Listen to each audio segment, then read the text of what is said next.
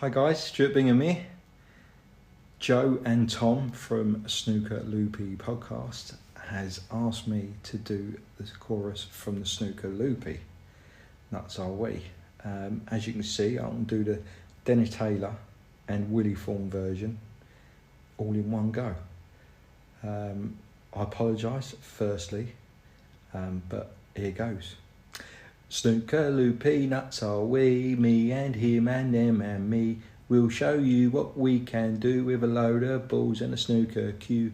Put the reds and screw back for the yellow, green, brown, blue, pink and black. Snooker Loopy, nuts are we, we're all Snooker Loopy. Hello and welcome to another episode of the Snooker Loopy podcast. My name is Tom Mayhew and I was about to say my name's Day One because I'm so excited by it being Day One of the World Snooker Championship. So today my name is Day One and this is the first day of the Snooker World Championship. It's here. I'm so excited. I'm here with my very, very good friend. He's Mr. Boombastic, really fantastic, Joe Hannard. Good evening, Hazel. Good evening, everybody at home. And welcome to day one of our roundup, even though we're recording it partway through day two, because Tom apparently has a life, everybody. Sorry, Mr. Day One over there, he has a life, and instead of recording our day one roundup yesterday, he decided to go and socialise. So that's very rude. Very rude, but hope you enjoyed, Tom. And we are back with a quick roundup of day one. Obviously, not a massive amount happens unless the defending champion gets beaten, which may or may not have happened. We'll discuss that in a bit. No spoilers, but. Yeah, obviously great to be back at the Crucible. I don't know how much of the snooker you managed to watch yesterday, Tom, but it was just brilliant to have it back on the TV. Yes, well, I feel definitely with all the uncertainty about will it stay at the Crucible or will it move, and then of course with this year the big confirmation it is going to stay there. It's given it a real renewed energy and people are really excited. People are really expressing that yes, we're delighted it's here, we're delighted it's still in Sheffield, delighted it's still in the Crucible, and it just meant I think the excitement from the audience was even more hyped than usual, and yeah, just incredible to watch. But we've also, Joe, already had have you seen Sean Murphy's comments? Because Sean Murphy loves to stir the pot. He loves to stir it up, doesn't he? Because of course we recorded our preview before Media Day. And we said, I think we were talking about people stirring the pot and people coming out with with messages, and Sean Murphy already saying that Ronnie and Judd are being disrespectful to the sport by not turning up to Media Day, basically. But I'm fairly sure that because most of my knowledge of Media Day, Tom, comes from your Suits video, to be honest, every year. And I think this year's was the best one yet, so thank you for doing that. Ronnie is pretty much always at these events. Judd Trump is never at these events. Yeah, I think Ronnie has been getting the brunt of the criticism for not being there, which I find quite hilarious. But yeah, Sean Murphy has already sort of written the team talk for Ronnie and Judd if they play him at the Worlds. He never learns. Well, I think he likes the attention. He likes the headlines, doesn't he? He does, and that ultimately that made the headlines, didn't it? Well, not only that, but I only know from my Suits videos that Ronnie has been there before and Judd has never been there, and I think I've done 5 of them now. It's a yearly annual tradition. Somehow I've done 5 different videos of me just talking about men wearing suits looking a bit awkward, which is fascinating. But Ronnie's definitely been there. Judd's never been there. I think Jack Lazowski wasn't there either when he was probably hanging out with Judd. Yeah, it was always Judd and Jack, wasn't it? They were the ones that were never there. I mean, I keep hearing people say, "Oh, Judd's unwell." I mean, apparently he's unwell every single year at these things. It's amazing. And maybe that's why he never wants to win the World Championship again, because then he'd be playing Saturday at 10 o'clock when he's unwell. Maybe that's what it is. That's going to explain why he's never going to win it ever again. But Sean Murphy also, though, he didn't just say about the Media Day. He also said about they have this new thing. I think it was the second year where they have a champions dinner where Yes. former champions of the Crucible come and have a meal, and apparently the meal is decided by last year's winner. So whoever wins gets to decide who everyone eats. It's what everyone basically eats. a rip-off of the Masters Golf, isn't it? Because that's exactly what the Masters Golf does, except everybody turns up for that meal. They even have special jackets, like special jackets they all get given. Yeah. Like, yeah. I mean, they do look like they've been bought on Temu or something like that, don't they? They're not.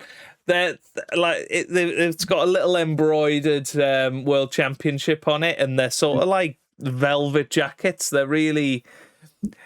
They basically all look like bingo callers, don't they? When they're wearing them, and for some reason Stephen Hendry didn't wear one. I mean, I'm half expecting, Tom, that at some point you are going to review these suits as like a suits bonus episode. But yeah, I mean, it is a shame that you don't see the more modern world champions turn up. But again, it wasn't just Ronnie and Judd that didn't turn up. I don't think Selby was there. You know, the likes of Brissell, I don't think was there. Kyron Wilson wasn't there, which I'm quite surprised at Kyron. Kyron strikes me as somebody that would be well up for that pomp, if you like. But to be fair to Brissell, though, can you imagine not qualifying and then having to go for a meal where you're just sat? Well, Crafty Ken was there. And Bingham. He was. And Bingham was there, and Ebden was there as well. Apparently, from what I've heard, the main story of the evening was just Dennis trying to explain his jokes to Xintong, and I'd love to have been a fly on the wall just during that moment. What we need is a like sort of Drive to Survive style documentary series on the World Championship, and like have cameras in there. For this meal, so we could watch this. I mean, we'd be sorted for Cue the Laughter forever, I think, if we had that. Right, well, that's enough about the preamble around the big thing, of course, Joe, because I've just realised we've gone, let's do a really quick one, and then we spent 10 minutes talking about the meal and the suits, which people who've not seen the podcast before will go, is it always like this? Yes, it is always. Yes, absolutely. Yeah. But yes, of course, we started off 10 o'clock in the morning. Hazel Irvine, doing her introduction, as always, absolutely smashing it out of the park. They did a lovely sort of feature on the qualifiers this year and sort of talking about from round one what was going on there. That was nice. And talking through the draw, and then sort of almost out of nowhere, Tom, they came out with a sort of tribute to John Virgo. I wasn't expecting it at that point. So Hazel sort of did a little sort of VT about John, and then afterwards, sort of all of the sort of pundits and whatever were stood around the Crucible floor, and Hazel got everybody to stand and give Big JV a minute's applause, and that was amazing. The likes of Ken and Steve, you were tearing up. You could see Hazel feeling a lot of emotion as well, and it was just a lovely, lovely moment. It did make me a little bit sad for some of the other snooker players we've lost over the last few years. The likes of a Ray Reardon or a Terry Griffiths, Willie Thorne. People that had a lot to do with the sort of coverage of snooker as well, that they didn't necessarily get that moment for everybody to pay their respects. But I guess it just shows how much John sort of transcended all of that, didn't he, into the British public's sort of appreciation, not just the snooker world. Yeah, I think it's because JV was, we've always said him and Dennis are another level in terms of and Steve Davis, I think, and they're kind of top tier, and even people who don't follow snooker would know who they are. Whereas, I guess it's a shame it's done basically on how popular someone is or how famous they are, really. Because as you said, Willie Thorne was a huge person in snooker in terms of coverage, in terms of commentary for many, many years, in terms of part of the original Matchroom mob, and Terry Griffiths. Strictly. He was on Strictly, yeah. Him and Dennis are the only two who've done Strictly, I think. And Sean Murphy is desperately trying to get on it. And He is indeed. But yeah, it was a great start to the tournament, and Hazel sort of said that there's going to be features throughout the championship about JV. So any that we manage to catch, we will upload them onto the channel as well. We always try and sort of archive all of these nice things that happen, whether they be funny or whether they be sort of touching tributes. So we are trying to make this channel not just the podcast, but a sort of archive of all things Snooker Loopy, I guess. And yeah, it was a lovely start, and then obviously Rob introduces the players. We've got Zhao Xintong, defending champion, Crucible Curse, and all of that. And he was taking on Liam Highfield. And I tell you what, early on it was very nervy for Zhao. And Liam Highfield may well be wishing he took more of his chances early on, because he certainly got a lot. Yeah. But that first session, I mean, it was really tight. I think it was 5-4, I think, at the end of that first session to Xiao, just about. So, Liam Highfield had a chance there. He could have been maybe even 6-3 ahead if he'd taken more of his chances. And that's probably what made the difference in the end. Yeah, I think it really was a case of both players being very nervous. First time I think I've ever seen Xintong play nervous. Usually he's so sort of calm and collected and doesn't seem to be fazed by anything, whether it's the UK Championship final, the World Championship final. He's never really felt like a player who's susceptible to nerves, but he was. Yeah. He was nervous. He wasn't consistent, and as you say, I think Highfield he had a shot. He had a chance. He could have knocked him out really if he'd settled a bit quicker. It does make you think maybe a more established player than Liam Highfield may well have knocked out Zhao Xintong yesterday. It was if it was someone like a Stuart Bingham, if he'd come through qualifying, or maybe even Jack Kozlowski, someone like that who is probably less fazed by the occasion, I think they could have beat him. Yeah, absolutely. He was there for the taking. But I think round one is always the sort of sticky one, isn't it, for the big players to get through. Zhao did eventually get through 10-7. Liam sort of came on a bit of a fight back in the end, didn't he? But didn't quite get there. So first man through to the next round is Zhao Xintong. He won 10 frames to 7. I think a lot closer than most people were thinking, and certainly closer than what we were thinking, Tom. So we get our first points on the board, if you like. We got a point. You predicted it was going to be 10-6, so you were very close, Tom. Very close indeed. But I predicted 10-4, so we both get 1 point for that. So decent start to our prediction. You can't get them all right, and as of speaking, as we're putting these scores in, the 16-fold accumulator still on. But we'll talk about that in a minute. But yeah, it was a good first match for Xiao to get through. I think a bit of a test, and I think better things to come from him. On the other side of the arena, there was Zhang Anda and Mark Allen. Of course, Zhang Anda has never won a match at the Crucible. Got off to a pretty good start against Mark Allen, was 5-3 up. They resumed this morning. But the big news from that match, Tom, is that Stephen Hallworth was commentating for the BBC for that first session for Mark and Zhang. So, I mean, I feel like we've had a tiny little part of his success, because ever since we started talking about him on this podcast, he's just gone from strength to strength. So whatever it was, it seems to have worked for him. The Lincolnshire sausage has now gone from being a one-off commentator on some Championship League match to first day World Championship at the BBC, which I feel like that is an amazing journey for him, isn't it?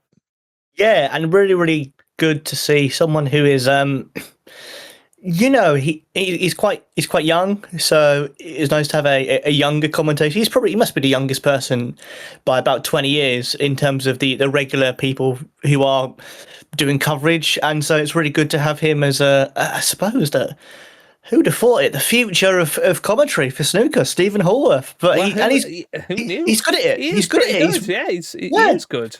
And what I quite like about him is that he has got all of the cliches as well. Like, all you're looking for is one chance in the decider, and all of that. What I worry for him, sort of longer term, I guess, is in terms of the BBC coverage. It is spot the world champion. Like, all of them are not just world champions, they are multiple world champions, multiple Triple Crown winners, for the most part. And I guess Joe Perry sort of broke that mold. Alan McManus over the last few years, I guess those sort of characters have come in and commentated, and I guess we're probably not going to get the class of '92 commentating for the BBC.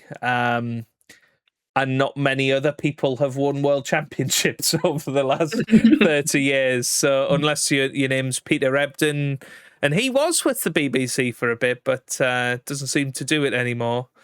And they've got this obsession of using the player's coach, like Lee Walker or Joe Perry for Neil Robertson matches. And they've continued that again, Tom.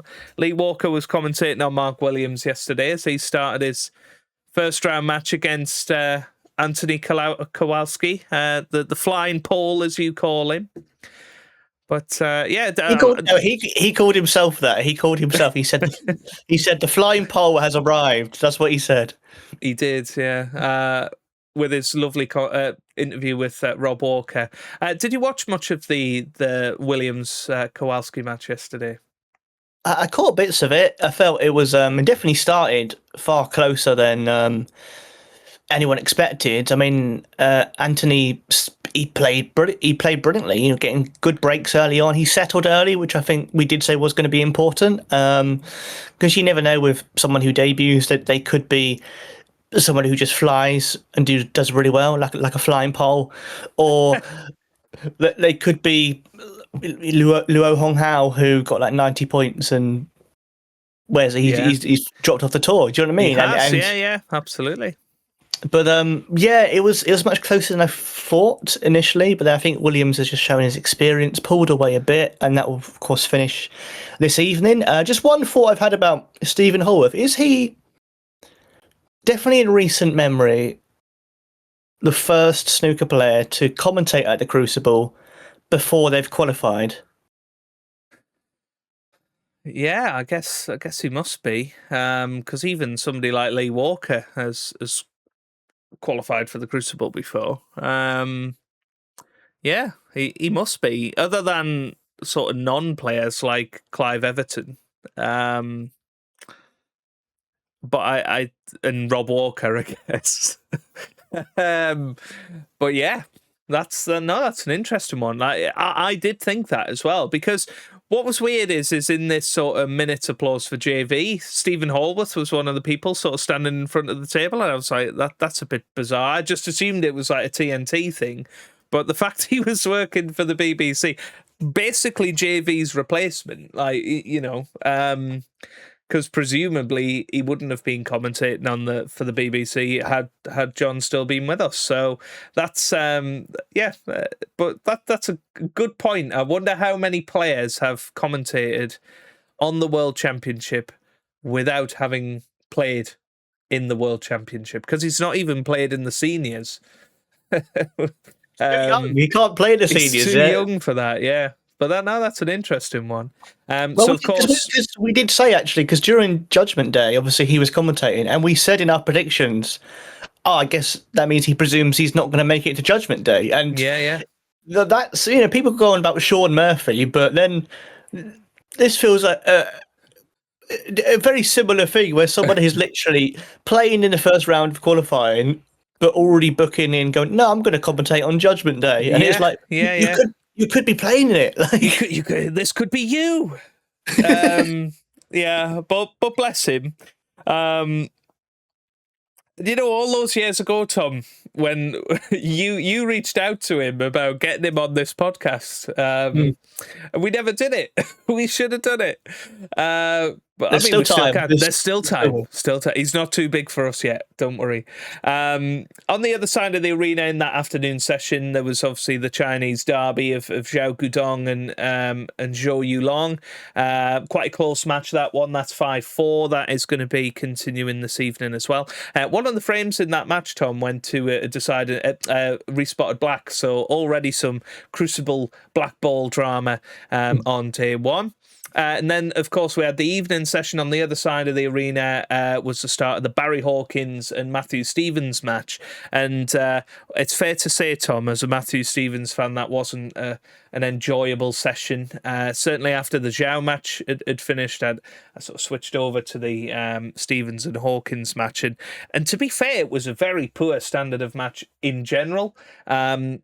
Hawkins didn't play well. Stevens didn't punish him, and it was very, very scrappy snooker. It was sort of like your classic third round qualifier match. It was dreadful standard. I think Barry Hawkins will be over the moon. He's come out of that 7-2. It's not over. If Matthew Stevens comes out, wins the first 3 of the first 4 frames, then he gets back into the match. But I certainly didn't see any evidence of that happening yesterday. And then this morning, of course, we've had Mark Allen making an incredible comeback from 5-3 down. Plenty of centuries in that second session. And in the end, coming through a rather comfortable winner, 10-6, Tom. So, I mean, well played to Mark Allen. Second man through to the last 16. Nobody backed him. Well, we didn't. Well, we didn't. So the accumulator's gone in match 2, which is a disaster. It is a disaster, yeah. It looked like, I did think after the first session, I was like, okay, it's going our way. I thought Ander looked good, but Mark Allen just looked really good. Mark Allen just found something and didn't give him a single chance, really, and just didn't look like missing, did he? He didn't, so that's a big fat 0 for both of us. 10-7, I predicted Zhang Ander to win. 10-8, you predicted Zhang Ander to win. So we're still level on 1 point each for now. There are some different interesting matches coming up. Obviously, there'll be plenty finishing on day 2.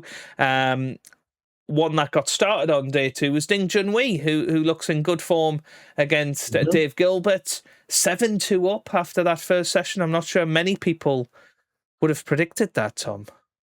No, we definitely said that Dave Gilbert was one of the hardest draws in terms of a player who has done well at the Crucible before. It was kind of, he's not someone you'd want to play, and so I think we did back Ding. I didn't think anyone saw it being this one-sided, especially, Dave Gilbert looked good in the qualifiers. I mean, he wasn't happy, so maybe he's just carried. Maybe it's difficult because when you see someone doing it interview after winning and they're negative, you do worry that they're not going to bring any confidence into the championship. And I think that's probably what we've seen there, because if you can win on Judgment Day and still, look like a slapped bum, then you're not gonna have that pomp or that confidence, or you're not going to intimidate especially anyone. when he's got that face without Rob Walker in fact slapping his bum. But yeah. We'll see. Obviously, that match resumes on Monday, 10 o'clock in the morning, alongside the Kyron Wilson and Stan Moody match getting underway. But the big ones for day 2 to keep an eye on, probably one of the ties of the round, John Higgins taking on Ali Carter in the afternoon session. Meanwhile, Barry Hawkins finishing off against Matthew Stevens. Presumably that match is going to finish quite quickly, I would have thought. Matthew Stevens didn't really look like he wanted to be there, to be honest. But what was quite funny is in between frames, they were sort of sat having a chat, which I haven't seen that all too much over the years. Certainly not that early in round 1. And then the evening session we've got 2 matches coming to a finish. We've got Zhao Guodong taking on Zhou Yulong, 5-4 in that one. And then Mark Williams, 6-3 up against Anthony Kowalski.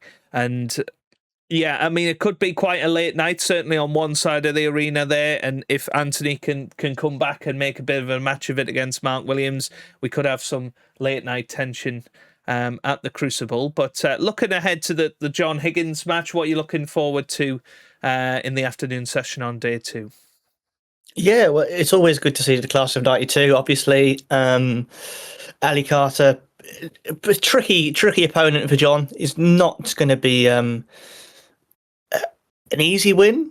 Do you know what I mean? I think we both have kind of backed Higgins. I think he will come through, but I think very tricky opponent, Ali. Even though Ali's not the force he once was when he was in, of course, the top 16 for many years. I think at one point, was he ranked 2 or 3 in the world? Or I think he's been quite high up in the rankings. So he's not the same player who reached World Championship finals. But I think he'll be a tricky opponent. But John is just, I don't know, you can't really bet against Higgins because everyone has written him a few times the past few years and he just finds something. He just comes back. He goes down a bit and you go, oh, is this the start of, him tumbling? And he comes back up and wins a ranking event or reaches a final and you just go like, this guy seems to be immortal. He's not going to stop.